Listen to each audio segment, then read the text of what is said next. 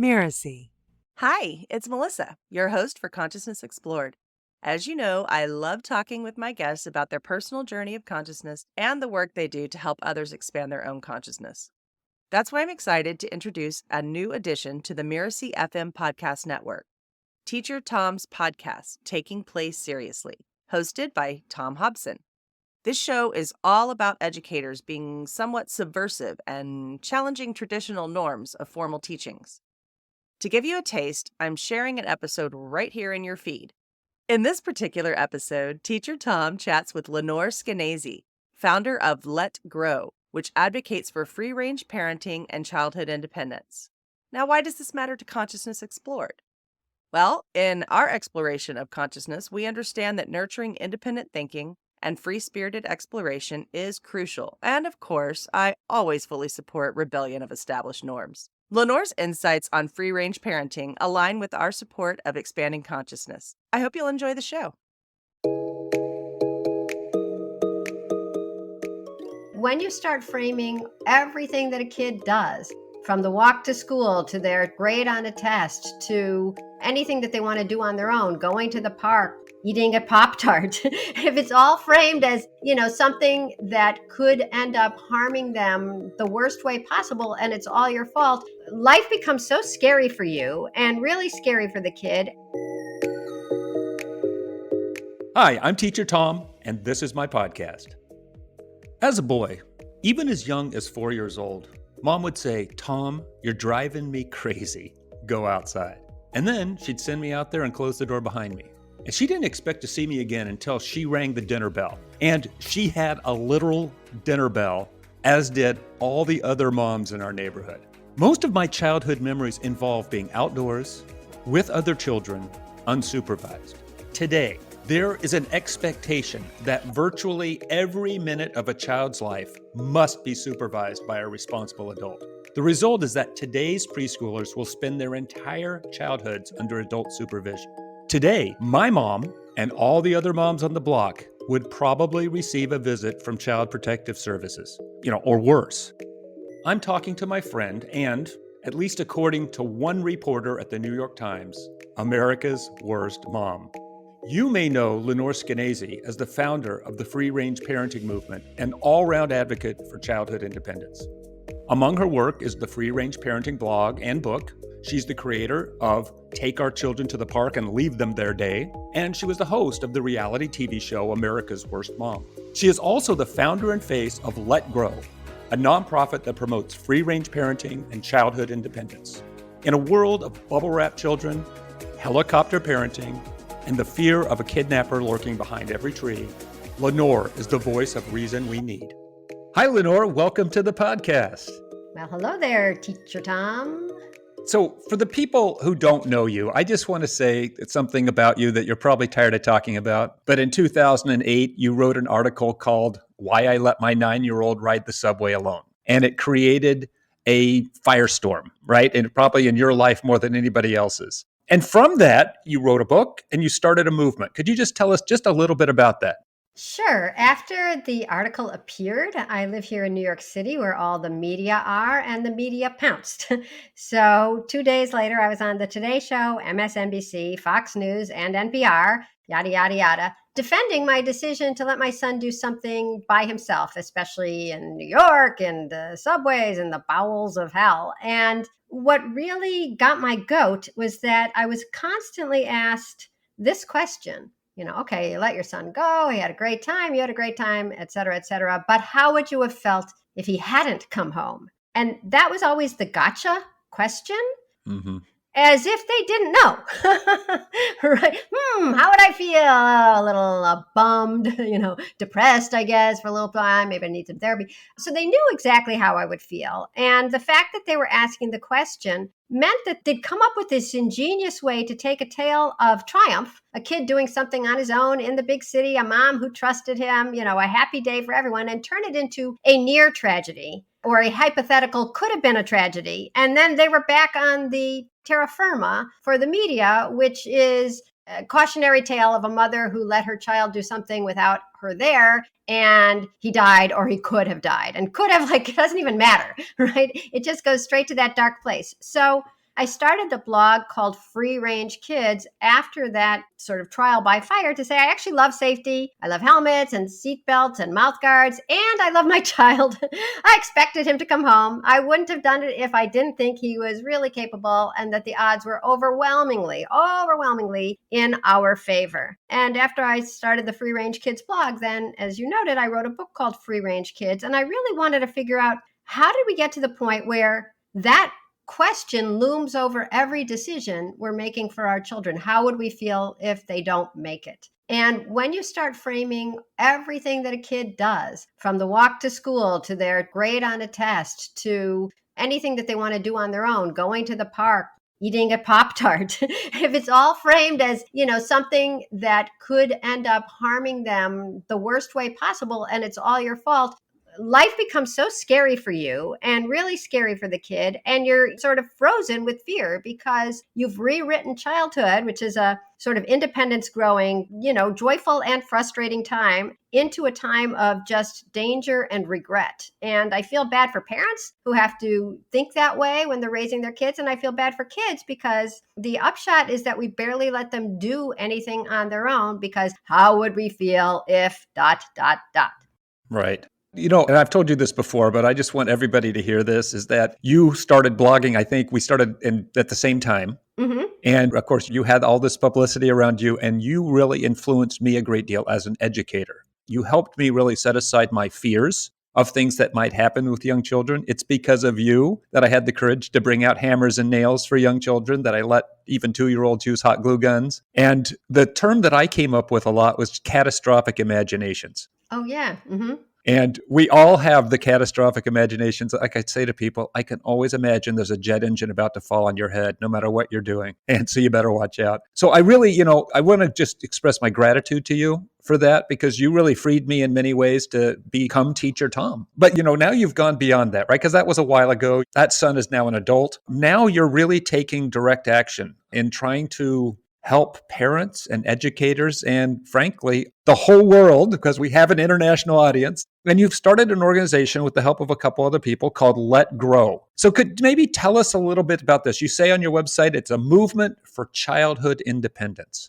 That's exactly what it is. Thanks for teeing this up for me, Tom. So it was about 5 years ago that Jonathan Haidt, which everyone thinks is Jonathan Haidt. He's the social psychologist. He wrote The Coddling of the American Mind. He wrote The Righteous Mind, wrote a lot about the mind, was talking to a guy named Daniel Schuckman, who was chairman for a long time of FIRE, which fights for free speech on campus. From the left, from the right, all he wants is free speech because he believes that kids can handle it and free speech is the basis of democracy. But the two of them were worried that kids on campus were, whenever they felt uncomfortable, they actually thought they were unsafe. That's why they needed trigger warnings. That's why they needed safe spaces. And it felt like rather than embracing the wide world of ideas and possibilities and people across a spectrum, kids were feeling fragile. And they thought, we can try to inculcate bravery and open-mindedness in college students, but why not start when they're younger? Is there anyone who is looking at the problem of kids growing up sort of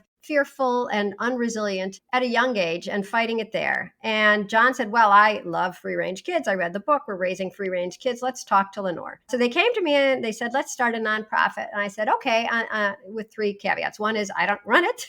I'm happy to be the president and speak on every podcast, but I don't know how to run an organization.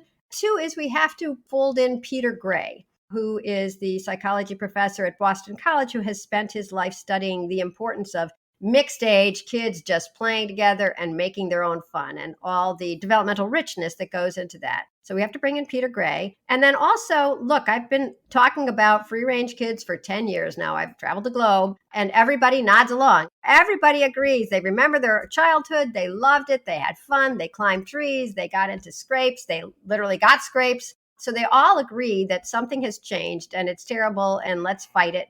But they couldn't do it. Nothing was changing. They would go home from my talks, they would read my book, they'd give me high fives, but nothing was actually changing in the culture. And I said, so if we're going to start a nonprofit and it's going to, take years and dollars, let's make sure that we are devoted to changing behavior, not just changing minds. The actual phrase in psychology is that behavior change is the most effective cognitive change, which is what we were saying. So we decided to start Let Grow with the goal of making it easy and normal and legal to give kids back their independence.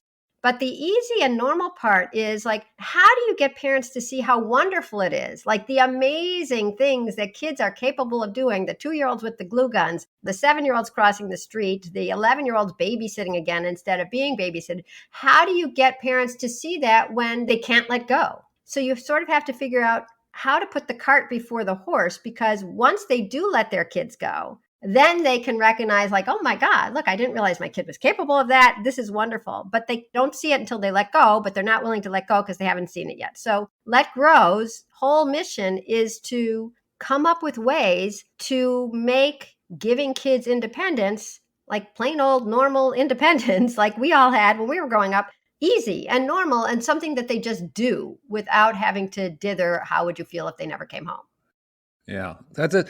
I talk to adults about this kind of all the time, and I ask them to like reflect on their own childhoods and think of a beautiful moment. And invariably, they're talking about being outside, unsupervised, and typically they're talking about doing things that their parents or other adults would disapprove of. And then they always say, "We were so stupid." Were they stupid? What do we get when we do those stupid things? Well, stupid or adventurous, I guess you decide. The other thing is like, there's that phrase like, how do you get wisdom? Wisdom comes from experience. How do you get experience? By making, bad choices, basically. That's a mangling of an otherwise really perfect koan that I can't remember. But the point is that how do you stop being stupid? You realize, oh my God, that was too far. That was too high. That was too many matches at once. Why are we using gunpowder? This is dumb. Wow, I can't swim. So you don't want to be that stupid. But boy, were we stupid is said with generally a little pat on the back of oneself. It's not still like, wow, I was a real idiot. I was a moron. It's not that. It's like, instead of the humble brag of, boy, were we brave. Or boy, were we resourceful, or boy, were we resilient and clever and creative back then. That's what they mean by stupid. Yeah. And we're so worried that kids will actually be stupid that we don't let them be it. We don't let them have these experiences that maybe involve a little risk or frustration or fear. It's as if we think they can't handle anything. So the real problem is that our culture has insisted that adults always be supervising kids now. I was just writing about this the other day. There was a guy I met in DC, and we're talking about this, and he said, come to think about it, he walked to school, blah, blah, blah. And now he walks his 7-year-old to the bus stop, and then he waits there with her. It's about 5 houses from where he lives. He waits there with her until the bus comes. And, other parents are waiting with their kids. And I said, why do you do that? And he said, long pause, I have no idea. Many schools will not allow the bus driver to drop the kid off after school until they're 8, 9, 10, 27, unless there is an adult waiting there at the bus stop to walk them home. I've heard from parents whose kids are dropped off at the end of their driveway, who must wave from the window. Yes, I'm home. I'm here. I don't have an Uzi. Let the kid off the bus. And so I don't even blame parents for the so-called helicopter generation, because what's happened is the norms have changed to the point where the kids are not developing any of the frustration tolerance that they would if they knew they had to power through a difficult day or an argument with a friend, or kids who don't want to play their game. That was literally the case in this parent who got summoned to a camp. Her kid had suggested a game. The kids wanted to play something else. The kid was so mad, he said, come pick me up. And by the time the mom got there, of course, the kid was playing.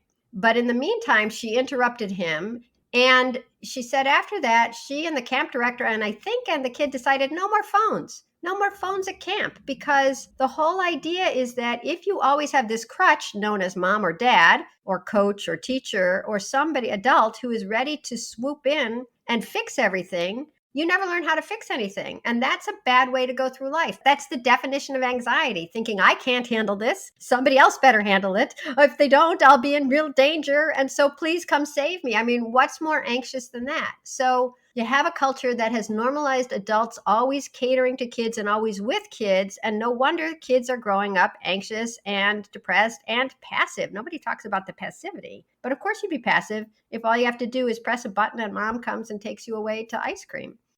But so it feels like this has all happened in a very short amount of time. Is that true? I think so. I mean, I'm rapidly aging out, but I've heard from, parents who are in their 40s or even mid 30s who do recall a very different childhood Wow. where you could walk to school. I mean, I have all sorts of statistics, but Mhm. it used to be that the majority of kids walk to school, and now it's about 1 in 10. Okay. And boy, the University of Michigan just did this fascinating study you should talk to the lady who ran it, I will. Sarah Clark. Yeah, you'll like her. She and her team at the University of Michigan at their children's hospital asked parents about independence. And so across the board, these 1,000 parents who represented every demographic group felt that independence was very important for their children's development. But as the survey showed, but then there was a quote unquote sizable gap between what they were thinking and what they were doing. And the majority of parents of kids age 5 to 8 would not let their children make their own snack. Wow. A snack. Okay. And then the majority of parents of kids age 9 to 11 would not let them play together at the park, would not let their kid walk to a friend's house to say, is Betsy home? And my favorite statistic, even though it was just 50% of parents of kids age 9 to 11, which by the way is like Tom Sawyer age, Uh-huh. would not let their kids go to another aisle in the store. Oh my God. I saw that on your Twitter feed and I just was amazed at just how that's suffocating. There are consequences for the children themselves. Do you see any consequences for kind of the wider society? Because you do say on your website that you're, creating new path for parent schools and America. What are the consequences for us as a society to have this sort of, fear-based parenting happening? Well, first of all, let's just talk about moms for a second. As soon as the Industrial Revolution came along and some of the old drudgery was being replaced with new appliances, that a book was published, actually several books, about how to be the perfect housewife. And they said things like, setting the perfect table is not as easy as it may seem. And so the demands of being, the woman of the house inched up even as things should have been getting easier and more opportunities for independence and, self-actualization. And it sort of seems to me that helicopter parenting and the demands that you make the organic baby food and watch every soccer practice and read with your child every night and sign the homework log, all that seemed to have exploded even as women were entering the workforce and doing better and better in college and in life. And so that's the conspiracy theory side of me, but that's one thing that has changed. Just as you would expect women to be really much more free and flourishing, the demands became much greater.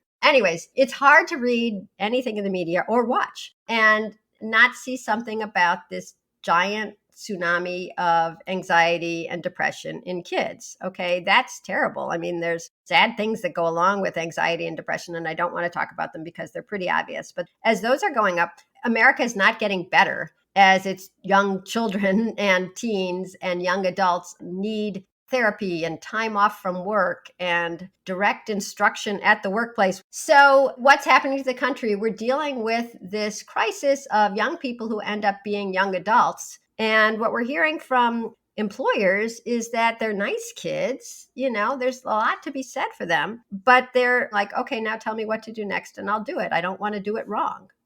All right, so let's talk about some specifics about what Let Grow is all about, right? You have the kind of three basic platforms. You've got school programs, you have advocacy and legislation, and then you help support parents and families in the kind of this project. So what are some of the school programs, or what are the school programs all about? The school programs are really about making it easy to give kids back this independence that parents don't know when to give them or how. So what is it? It's a homework assignment that teachers give kids. All our stuff is free, by the way. All our materials, our implementation guide, you name it, it's all free. So it's a homework assignment that teachers give the kids K through 8, and now we're working on a high school version. And the homework assignment says this, but in more words.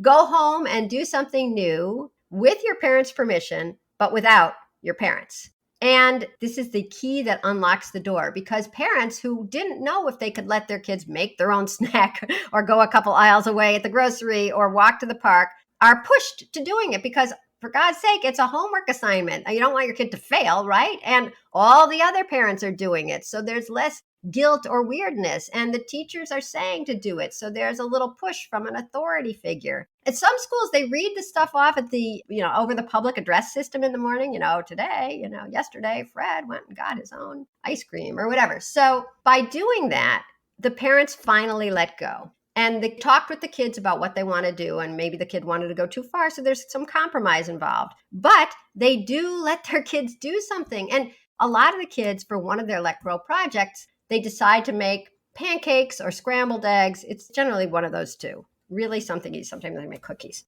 And they all say this. And I thought, the first time I heard it, I thought it was just bad writing. They say, like, I thought I was going to burn down the house. Or I was afraid I would burn down the house. And I saw that it's with sixth graders here in Manhattan. And then I saw it with kids in California. And where was I just in Las Vegas, in a very working class school. And they were saying the same thing. So they must have been told somewhere along the way, or they get the message, no, you can't do that. Why? It's too dangerous. Let me do that for you. And that comes through to the kid that, like, it really is dangerous because I'm not allowed to do it. Something terrible might happen. I guess I could burn down the house.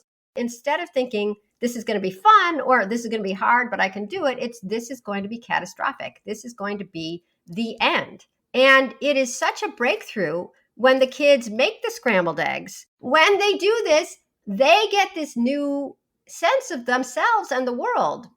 It's really a fundamental thing. And the parents who went from thinking my kid is lovely, but the minute they try to do anything, they're going to fail and it's going to be a disaster, rewire themselves. I mean, it's impossible not to be rewired because now you're seeing the kid eating scrambled eggs that they made on a flame. And so it's such a liberating thing for both generations that we get both generations excited, because part of the Let Grow Experience kit, if you want to call it that you download, has a little piece of paper shaped like a leaf. You cut it out and it says, what I did for my Let Grow project and how'd it go. And we've gone to schools and seen the hallways festooned with Let Grow trees, with Let Grow leaves growing on them. And you just see these fantastic things. I rode my bike. It was fun. I made eggs. It was delicious. I cooked for my dog. It was fun. One girl wrote this extraordinarily horribly spelled, I went to the STOR. It went WHEEL, which was it went wheel. I had to pay with my MONY.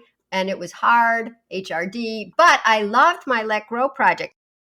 Oh my God, it's just transformative. You're talking about, that's a true transformation. They truly are different people. Everybody's a different person after those kinds of experiences. And I was going to say exactly what you said. I was going to say, I loved the festooned hallways, but at the same time, it makes me a little sad that we have to do it. But I'm glad that you're working on that. Now, let's talk a little bit about advocacy and legislation.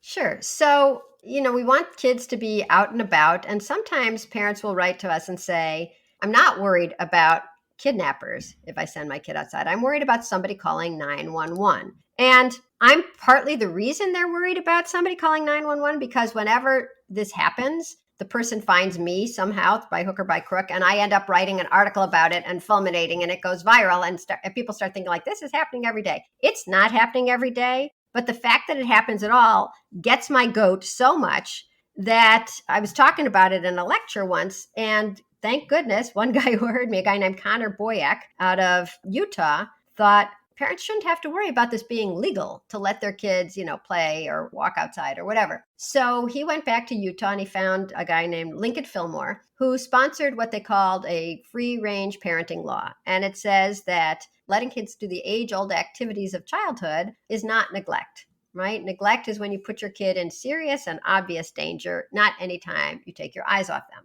So that passed unanimously in Utah in 2018. And then it went to Texas, passed, and in Oklahoma also passed. And then it looked like, what is this, a red state thing? And so it isn't. It's something that everybody should be behind. And so this year we got wonderful proof. Well, in the meantime, Colorado passed it in 20 something or other. But this past year we got it passed in Virginia, Illinois, and Connecticut, which is purple, blue, and blue, unanimously. Nice. And then in Montana, not unanimously. But the point is that we've had bipartisan sponsors. We've had left, right, black, white, gay, straight. Any split. We've had them co-sponsoring this bill because it's so great for you no matter where you are on the political spectrum. If you're a free ranger and you want your kids kids to have these experiences. If you're a single mom working a double shift and you can't come home by 3:30 and you know that your 7-year-old is ready to come inside, do her homework and, watch TikTok or whatever, that's up to you. Poverty is not neglect. Coming up with something that works for you and your kids, your kids, your neighborhood, unless you're putting your kid in obvious and serious danger,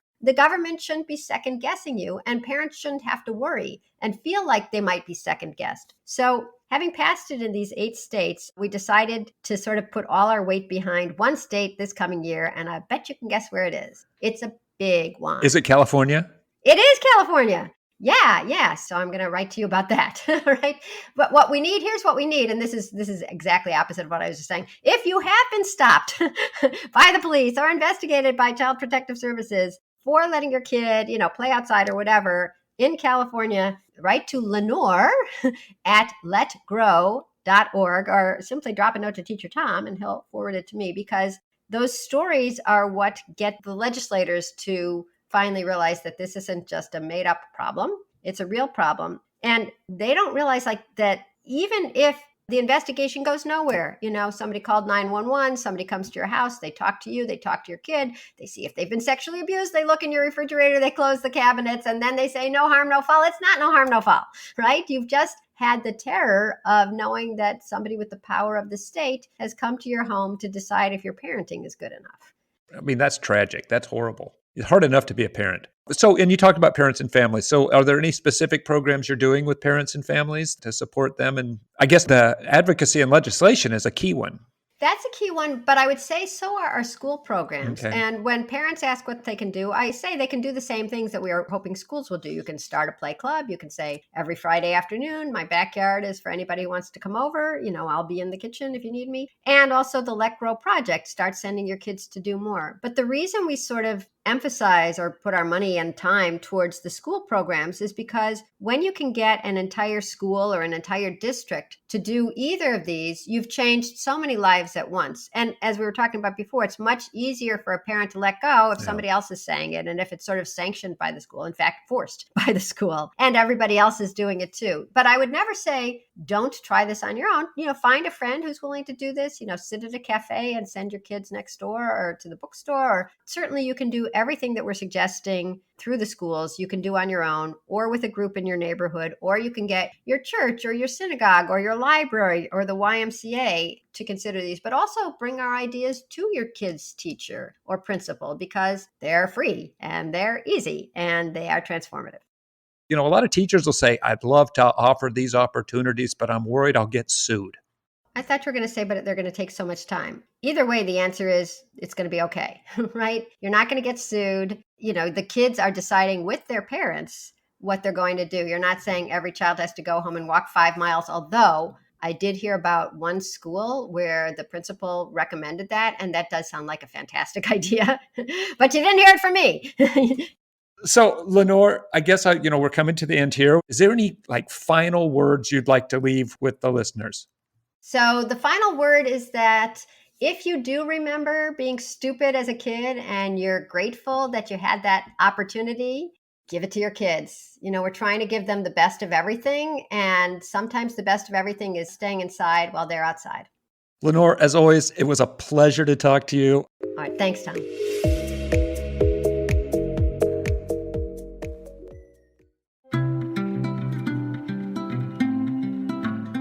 Now, is the world more dangerous now than it was 50 years ago? Not according to crime statistics. Our violent crime and property crime rates in America are about the same as they were when I was a boy being sent outside as a 4-year-old, although there was a little spike during the 80s and 90s. But we definitely perceive that the crime rate is higher. As Lenore points out, we are definitely more fearful now. But whatever the case, childhood independence is becoming increasingly rare. And unless we take proactive measures, as Lenore talks about, it's only going to become rarer. Now, I have no illusion that we're about to dramatically change our world or our fears anytime soon. And that means, I think, that it's on us, early childhood educators and parents of young children, to make our schools and our homes places in which children can, as Lenore and I discussed, try a few stupid things. As I mentioned to Lenore, it was her work that inspired me and gave me the courage to start putting woodworking tools into the hands of young children. Now, as you think about the important children in your life, what are some of the things you can do, the little steps you can take? The easiest thing to do, I think, is to resist the urge to intervene or caution children over every little thing. As my friend and play worker Maynell Ames jokes, I have a 3-step approach to deciding what to do when a child is playing. The first step is to take a step back. The second step is to take another step back. And the third step is to take one more. Now, obviously, we step in when life and limb are at stake or when, real bullying is happening. But much of the time, it's our catastrophic imaginations that cause us to act when it's entirely unnecessary. A childhood is incomplete without a few scrapes and bruises, maybe even a broken bone or two. When I first had the courage to bring real hammers and nails onto the playground, I did it with the utmost caution. We started with an old tree stump. I set up a ring of caution cones around it, then invited children in one at a time, with eye protection, to take a few swings at the nail that I had started for them. It sounds kind of pathetic now, but that's all I felt comfortable with at first. But slowly, as I began to see with my own eyes the incredible competence of young children, I began to see the care and caution that they took of their own accord. As I realized that my worst fears were very unlikely to be realized. As we gained experience, we added more hammers, along with other tools, until we had created a full-on woodworking experience for 2 to 5-year-olds. Yes, there were some sore thumbs, but hitting your thumb with a hammer is an inescapable part of the process of learning to use a hammer. I'm 62 right now. If I picked up a hammer for the first time today, I assure you, I would have to learn the lesson of hitting my thumb. My point is that you don't have to put your kid alone on a New York City subway in order to give them the experience of childhood independence that everyone needs. We can all start small. Step back. Let them use a stapler, for example. Let them make their own snacks. Let them fail a few times in order to learn the lessons, the vital lessons of perseverance. We'll never go back to the 1970s, and I don't think we should want to. But with the help of people like Lenore and organizations like Let Grow, it's not too late for childhood independence. We can do it in our schools and our homes. This is it for this episode of Teacher Tom's podcast. I can't tell you how grateful I am for your support.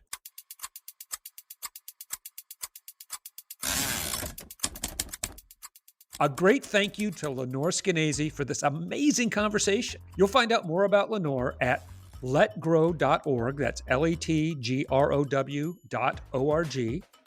And in the show note, you'll find more about her and the link to the website. I'm Tom Hobson, and you've listened to Teacher Tom's podcast, Taking Play Seriously.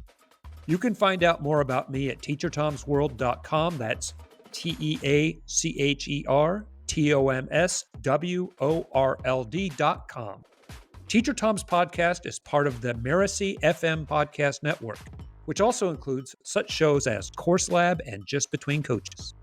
Stay tuned for more fun episodes by following us on Mirasee's FM YouTube channel or your preferred podcast player. If you found today's insights valuable, take a moment and leave us a starred review. It will help us reach more people like you. Thanks for playing with me, and catch you in the next episode.